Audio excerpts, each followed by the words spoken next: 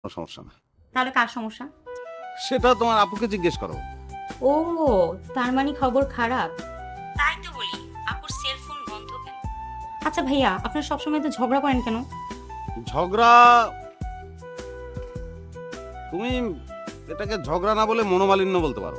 আর অবশ্য তুমি এটা বুঝবে না, কারণ তুমি এখনো অনেক ছোট।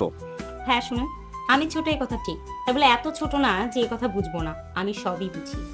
না না, আমি সেটা মিন করছি না। আমি বলতে চাচ্ছি তুমি অবিবাহিত তো, এখন বাপের বাড়ি আর ফাস্ট ফুড এর মধ্যেই তোমার দৌরাত্ম্য। সো এটা তুমি বুঝবে না। যাই হোক, আজকে আপনাদের মধ্যে কি নিয়ে ঝগড়া হচ্ছে বলেন তো? বিশাল বড় একটা জিনিস নিয়ে ঝগড়া হয়েছে। তোমার আপু আমাকে একটা মোমবাতি আনতে বলেছিল, আমি সেটা আনতে ভুলে গেছি। এই ডিসেম্বর মাসে আপু মোমবাতি দিয়ে কি করবে? এখন তো লোডশেডিং হয় না।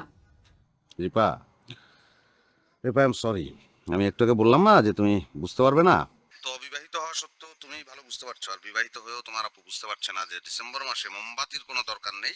উনি এটা বুঝতে পারছেন যে মোমবাতি নিয়ে ঝগড়া করাটার খুব প্রয়োজন আছে। ও, বুঝেছি, রোমান্টিকতা। ব্যাপার না ভাইয়া, ডোন্ট ওয়ারি, ঠিক হয়ে যাবে। এখন রাখি ভাইয়া।